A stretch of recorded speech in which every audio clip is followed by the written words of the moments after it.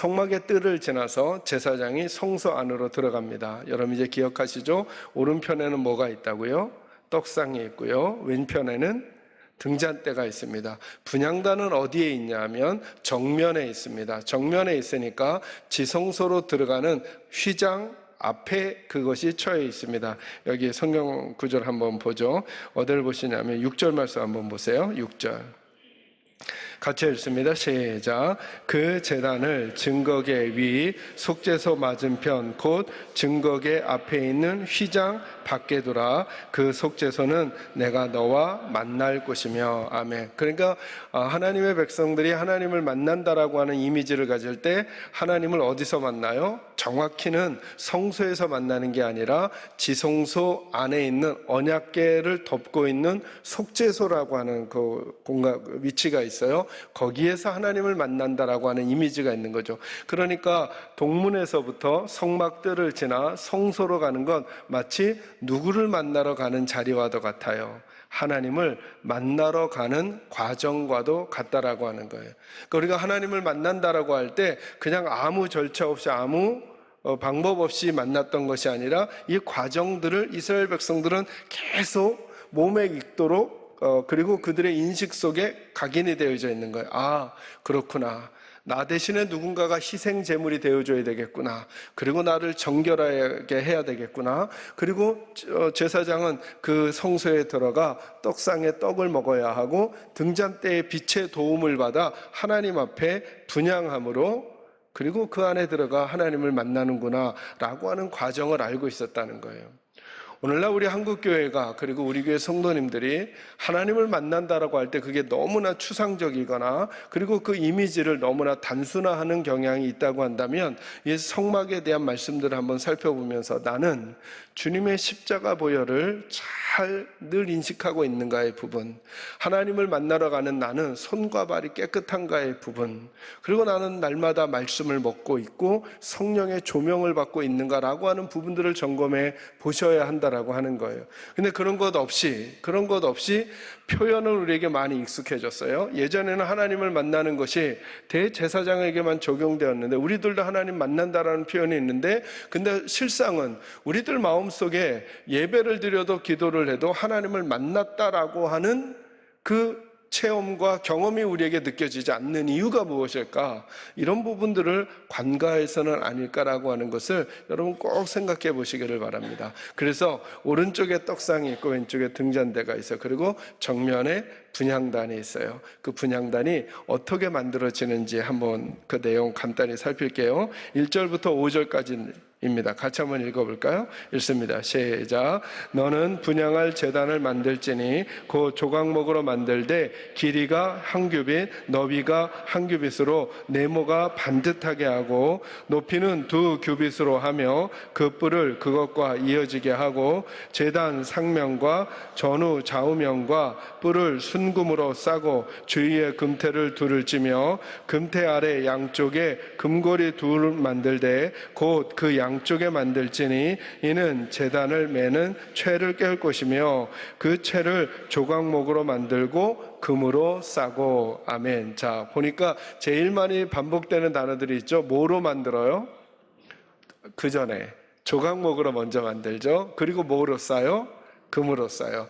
말씀드렸죠. 성소 안에 있는 모든 기물들은 뭐로 마무리가 된다고요? 금으로. 성소 바깥의 기물들은 노스로 됐었죠. 그죠? 이것이 차이가 있다는 것을 염두에 두시고요. 크기가 어떻다 그랬어요? 2절에 보니까 길이가 한 규빗, 너비가 한 규빗. 한 규빗을 우리는 몇 센치로 하기로 했어요? 50 정도 됐죠. 그러니까 아주 작아요. 50cm, 50cm. 그러니까 정사각형의 모양으로 높이는 얼마나 그랬습니까? 2규빗이니까 어느 정도? 1m 정도 되니까 아주 작은 것이죠. 그죠? 그리고는 거기를 맬 수 있는 고리를 만들고 채를 만들어서 이동할 때 메고 이동할 수 있도록 만들었다. 이것이 분향단의 모습입니다. 혹시 어떤 모습으로 만들어졌을까라고 궁금하시거든 여러 학자들이 여러 모양을 만들어 놓았는데요. 한번 나중에 검색해 보시면 되겠습니다. 저와 여러분은 무엇을 살필 거냐 하면 하나님께서 왜 그 성소 안에 한쪽에는 떡상 그리고 한쪽에는 등잔대를 두시고 그 앞에 분향단을 두셨을까? 이것에 대한 영적인 의미를 살필 때 우리는 어느 관점에서 접근해 가야 하냐면 제사장이 그 안에서 그 일을 감당하고 있다고 하는 것을 통해서 살펴봐야 돼요. 그죠? 그러니까 떡상의 떡은 하나님께 드리는 게 아니라 하나님이 누구 보고 먹으라고 하는 거예요? 제사장 보고 먹으라고 하는 거예요. 왜요? 힘을 얻으려면 이 떡상의 떡을 먹어야 한다 라고 하는 걸 알려주시는 거죠. 그래서 오늘날의 하나님의 백성들이 정말 힘을 얻으려면 먹어야 할 것이 있다는 거예요. 그 떡이 뭘 가리킨다 그랬어요? 우리 예수님과 하나님의 말씀이라 그랬죠. 예수님과 친해야 하고 예수님의 말씀을 먹어야 돼요. 그러지 않으면 다른 힘은 낼 수 있어요. 세상 살아갈 힘, 세상에서 내가 어떤 일을 하는 능력과 경험은 다른 공부를 해도 알 수가 있어요. 자기 개발을 하거나 동기부여 강의를 듣거나 하면 마음이 무쿵무쿵하면서 뭔가 할 수 있는 게 있을 수는 있어요. 그런데 하나님이 이렇게 말씀하는 거예요. 하나님의 백성답게 살려면 예수님과 가까워지지 않고 하나님의 말씀을 먹지 않고는 불가능하다는 거예요. 목사님, 저 말씀 안 읽고도, 저 말씀 잘 안 읽고도 교회 생활 잘했는데요, 이거 물어보라는 거예요. 그 교회 생활이 하나님 앞에서 바른지 우리가 생각하기에 바른 건지. 너무 무서운 얘기잖아요. 우리의 믿음의 길을 다 간 다음에 하나님은 너는 나랑 상관없이 열심히 했어 라고 한다면 이건 너무나 불행한 일이에요. 그죠? 무엇을 했든, 설교를 했든, 찬양을 했든, 직분을 맡았었든, 아니면 봉사를 했든, 그거는 네가 그냥 열심히 한 거지 나랑은 상관이 없었어 라고 말씀하신다면 이건 너무나 괴로운 일이에요. 그래서 하나님의 백성들이 하나님의 일을 바르게 하려면 꼭 말씀을 먹어야 한다는 거예요. 말씀을 먹으려면 누구의 조명이 필요하다고요?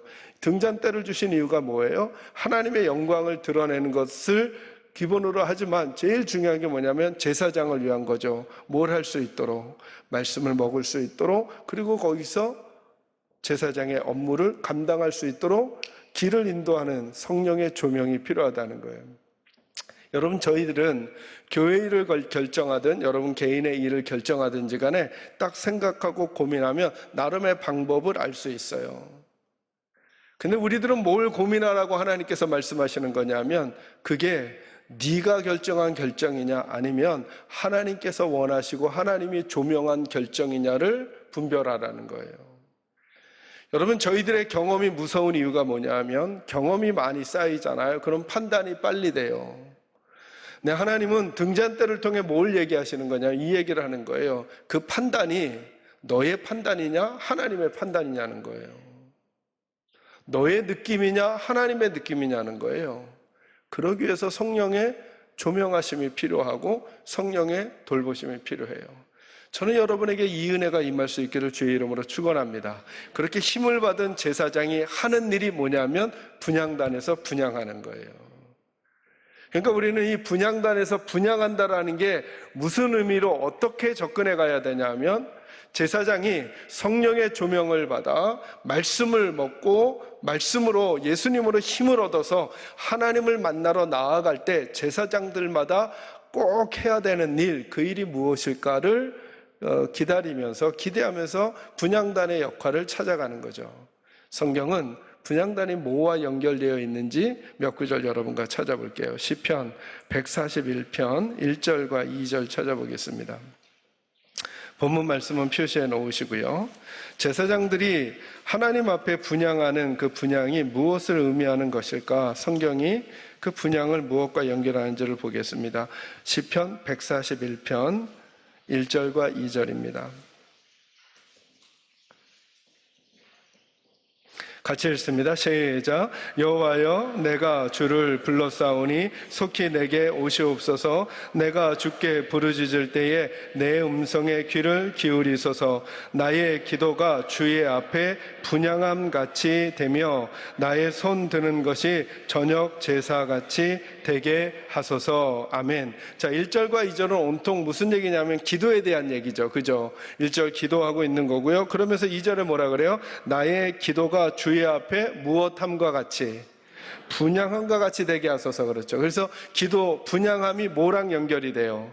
기도와 연결되고 있다는 것을 저희들이 눈치챌 수 있어요. 성경 구절 좀 더 보죠. 신약 성경의 가장 마지막 부분이에요. 계시록 5장 8절 말씀 한번 찾아보세요. 요한계시록 5장 8절 말씀. 요한계시록 5장 8절에는 사도 요한이 예수님께서 보여주시는 환상을 보는 내용이에요. 그 환상을 보는 중에 이런 설명이 있어요.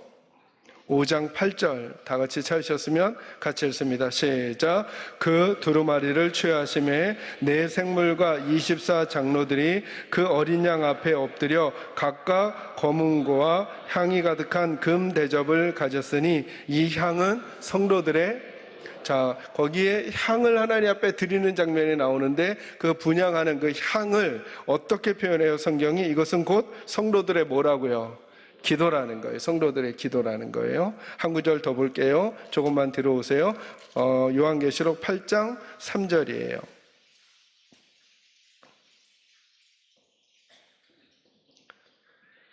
같이 읽습니다. 시작. 또 다른 천사가 와서 제단 곁에 서서 금 향로를 가지고 많은 향을 받았으니 이는 모든 성도의 기도와 합하여 보좌 앞 금 제단에 드리고자 함이라. 아멘. 거기 또 향이 무엇과 또 연결이 되고 있어요? 기도와 연결이 되고 있어요. 그래서 4절에도 향연이, 그 향이 성도의 기도와 함께 천사의 손으로부터 누구에게로 올라간다고요? 하나님 앞으로 올라간다는 거예요. 그러니까 마치 이런 이미지인 거예요. 성소 안에서 제사장이 하고 있는 사역은 뭐냐 하면 그 사역은 사실은 떡상과 이 금잔대는 등잔대는 제사장이 그 사역을 할 수 있도록 도와주는 역할이죠. 그죠? 떡을 먹어서는 힘을 내고 등잔대의 빛을 통해서는 어떻게 먹을지 무엇을 어떻게 할지 방향과 그리고 돌봄을 받는 거예요. 그리고 정작 제사장이 하는 일은 뭐예요? 거기서 하는 일은 하나님 앞에 뭐 하는 거예요? 분향을 하는 거예요. 네, 하나님께서는 그 분향이 성도들의 뭐라 그래요? 기도라 그러는 거죠. 그러니까 여러분, 기도가 그렇게 중요하다는 거예요. 기도가. 그러니까 이스라엘 백성들을 입장에서는 제사장이 저 성소에 들어가는 이유는 기도하는 거예요. 기도하는 거. 나를 도와주는 제사장이 성소에 들어가 기도하지 않으면 그는 뭐의 임무를 감당하고 있지 않아요?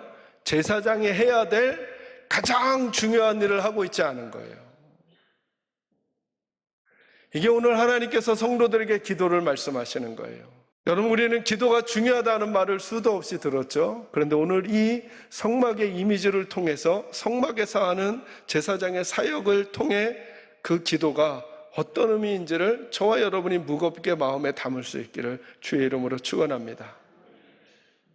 기도는 우리의 마지막 생명과도 같은 거예요. 다음 주에 휘장에 대해서 다루겠지만 그 기도가 얼마나 중요한 일인지 예수 하나님이 이렇게 표현하시는 거예요. 그 휘장을 하나님께서 찢으셨어요. 근데 그 휘장이 예수님의 육체라 그랬죠. 그러니까 이제 제사장들이 성소와 지성소에 구분이 없는 상태에서 하나님을 만나러 가요. 여러분, 이 이미지 다음 주에도 한 번 더 설명하겠지만 뭐가 찢어졌다고요? 휘장이. 그건 그리스도의 뭐라고요? 몸이죠. 그걸 지나서 이제 제사장이 하나님께로 가죠. 갈 때 누구를 지려밟고 가요? 휘장을 밟고 가죠. 누구를 지려밟고 가요? 예수님을 지려밟고 하나님 만나는 거예요. 기도는 아주 우리 마음속을 다짐하고 그리고 내가 예수의 몸을 지려밟고 찢긴 예수의 몸을 밟고 하나님을 만나는 일이라는 거예요. 그래서 기도는 감상적인 게 아니에요. 기도는 시를 쓰는 게 아니에요. 기도는 그럴듯한 낭만을 얘기하는 게 아니에요. 날 위해 죽으신 예수 그리스도를 치려밟고 하나님 만나지 않으면 살 수 없다라고 하는 제사장의 심장을 가지고 내가 하나님 만나야 내 자녀들이, 내 사람들이, 나와 함께하는 사람들이 살 수 있다라고 하는 비장한 각오로 들어가는 것, 이것이 바로 기도의 이미지인 거예요. 다시 여쭤요. 우리 식구들은 기도하고 있습니까? 제사장의 가장 중요한 사역이 기도였다는 사실을 만약 오늘 이 시간까지 몰랐다면 오늘 이후로는 여러분과 저는 절대 부정해서는 안 될 것입니다. 여러분은 다리를 놓는 사람들입니다. 기도하지 않은 지도자, 기도하지 않은 부모님, 기도하지 않은 남편, 기도하지 않은 아내, 까닭에 그들이 다리를 이어줘야 될 사람들이 도움을 받고 있지 못했다면 저는 오늘 이 시간이 우리를 돌아보고 아파하는 시간이 될 수 있기를 주의 이름으로 축원합니다. 분향단의 위치가 어디라 그랬어요? 휘장 바로 앞이라 그랬죠. 지성소로 가는 마지막 단계가 거기였던 거예요.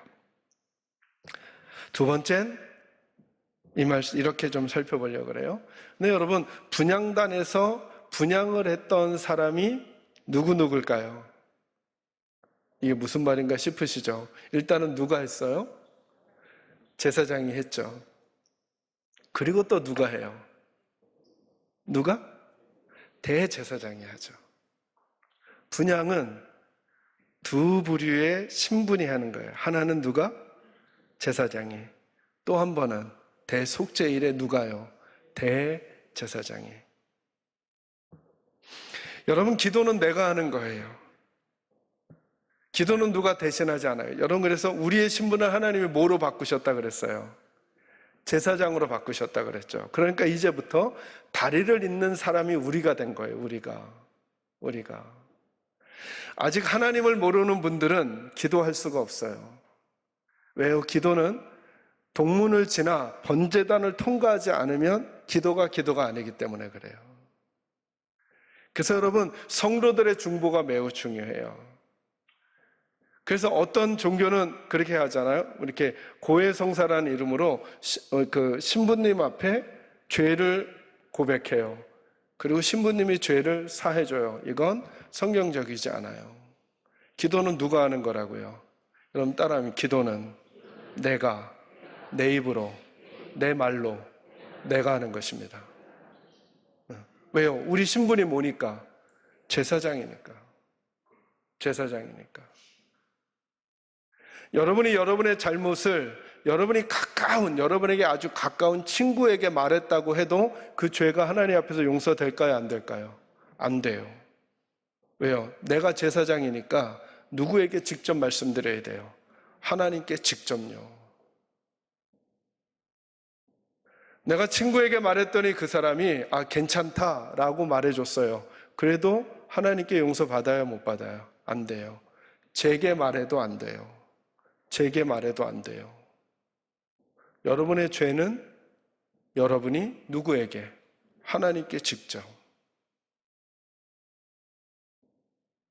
도리어 여러분 보셔요. 하나님께서 이제 휘장을 찢으시고 성소와 지성소를 구분하지 않으셨어요. 그럼에도 불구하고 제사장이 직접 하나님을 만나러 나가려고 하지 않는다면 그는 하나님이 베풀어 놓으신 그 은혜의 방편을 소홀히 하고 있는 거예요. 여러분의 말 한마디로 여러분이 기도하셔야 돼요. 그래서 여러분, 기도는 복잡하거나 어렵거나 시를 쓰거나 논문을 쓰거나 장문을 쓰거나 에세이를 쓰는 게 아니에요. 기도는 내 심장을 하나님 앞에 꺼내드리는 거예요. 아프면 아픈 대로, 힘이 들면 힘이 든 대로, 신음할 이야기는 신음하는 대로, 탄식할 이야기는 탄식하는 대로, 소리칠 이야기는 소리치는 대로, 답답한 이야기는 답답한 대로, 머리로 생각하고 머리로 해석해서 머리로 결정해서 머리로 판단하고 머리로 살아가는 게 아니라 내 심장을 내 입을 통해 누구에게 토로하는 거예요? 하나님께. 여러분의 사정을 가장 잘 아는 사람이 누구예요? 하나님 빼면 여러분이죠. 그걸 가장 잘 아는 하나님께, 가장 잘 아는 여러분이 여러분의 입으로 하나님께 내어 뱉는 거예요. 여러분에게 이 기도가 있기를 주의 이름으로 축원합니다. 그런데요, 그 분향단에서 분향을 하는 또 다른 한 분이 있다 그랬죠. 그분이 누구라고요? 대제사장이죠. 성경 구절 찾겠습니다. 히브리서 4장 14절에서 16절 찾아보겠습니다. 앞으로 좀만 더 오시기 바랍니다.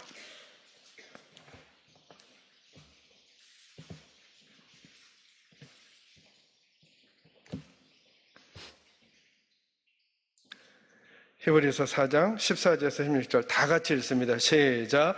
그러므로 우리에게 큰 대제사장이 계시니 승천하시니 곧 하나님의 아들 예수시라. 우리가 믿는 도리를 굳게 잡을지어다. 우리에게 있는 대제사장은 우리의 연약함을 동정하지 못하실 리가 아니요 모든 일에 우리와 똑같이 시험을 받으시니로되 죄는 없으시니라. 그러므로 우리는 긍휼하심을 받고 때를 따라 돕는 은혜를 얻기 위하여 은혜의 보좌 앞에 담대히 아멘. 거기 보니까 뭐라 그래요? 그러므로 우리에게 큰 누가 계시다고요? 그러니까 여러분, 사람 중에는 대제사장이 있어요, 없어요? 이젠 없다고요. 이제는 사람은 모두 다 예수를 믿게 되면 목사든 목사가 아니든 더 큰 직분을 맡았든 그렇지 않았든 그들은 동일하게 다 뭐라고요? 다 제사장이라고요. 그래서 각자가 다 하나님께 나아가야 돼요. 그런데 그런 우리 모두를 위하여 하나님 앞에 뭐 해주시는, 분향한다는 게 뭐라 그랬어요? 기도한다 그랬죠. 우리 모두를 위해 기도해 주시는 진짜 대제사장이 계신다는 거예요. 그분이 누구라고요? 예수님. 그러니 우리를 위해서 다리를 이어주실 분은 한 분밖에 안 계시죠. 누구밖에 안 계셔요? 예수님밖에 안 계셔요. 언제부터요? 태초부터 구약시대에도 예수님 당시에도 지금도 앞으로도 우리를 위한 중보자는 누구밖에 안 계신다? 예수님밖에. 사람은 중보자 될 수 있다 없다? 안 된다. 안 된다. 이 이미지가 성막에 담겨져 있는 거예요. 성경 구절 한 군데 더 볼까요? 뒤로 좀 더 오셔서 7장 25절 한번 보세요.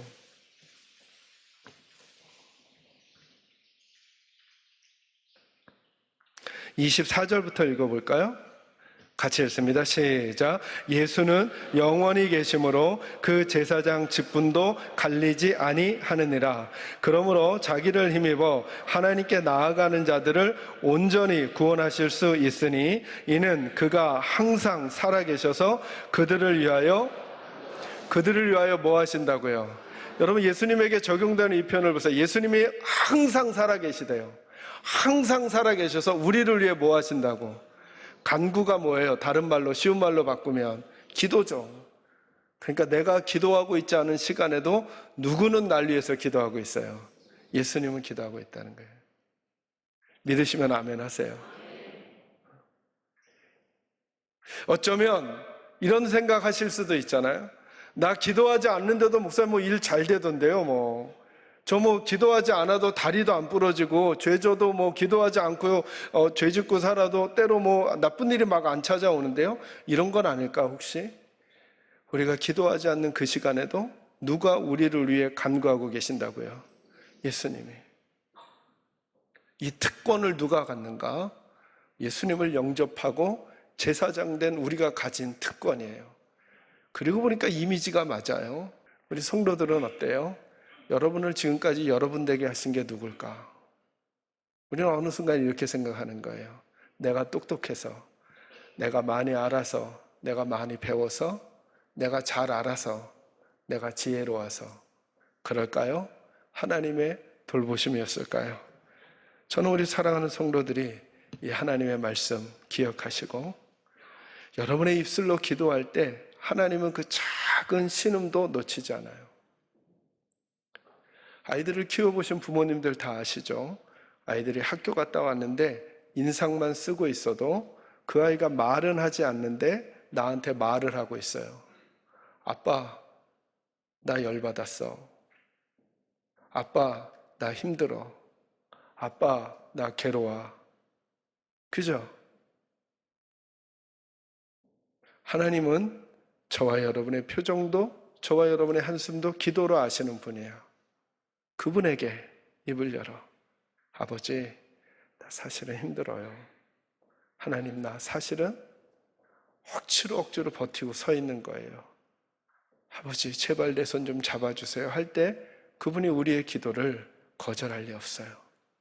저와 여러분의 가장 중요한 사역이 기도라고 하는 사실을 다시 한번 마음에 담는 시간이 있기를 주의 이름으로 축원합니다.